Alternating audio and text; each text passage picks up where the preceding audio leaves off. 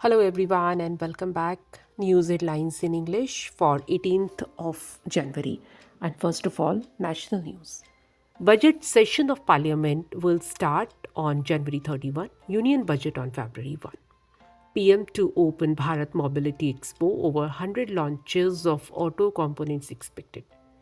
Delhi Assembly polls, BJP released manifesto, promised LPG cylinders for 500 rupees to poor women.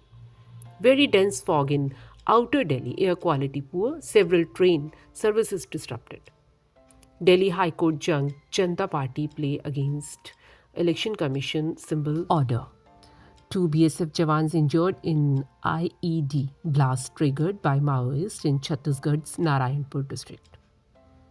International news, Sri Lanka announced 20% electricity tariff cut for first 6 months of 2025.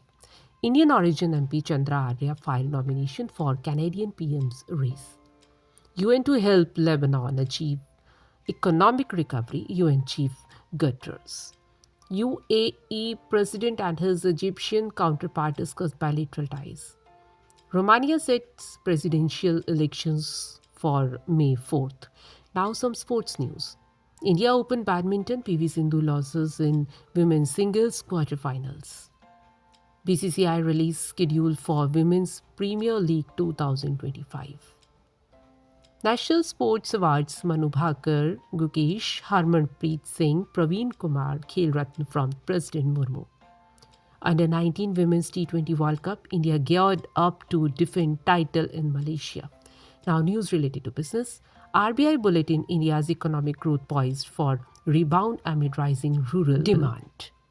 India's forex reserve declined by $8.7 billion to $625.87 billion. RBI data revealed.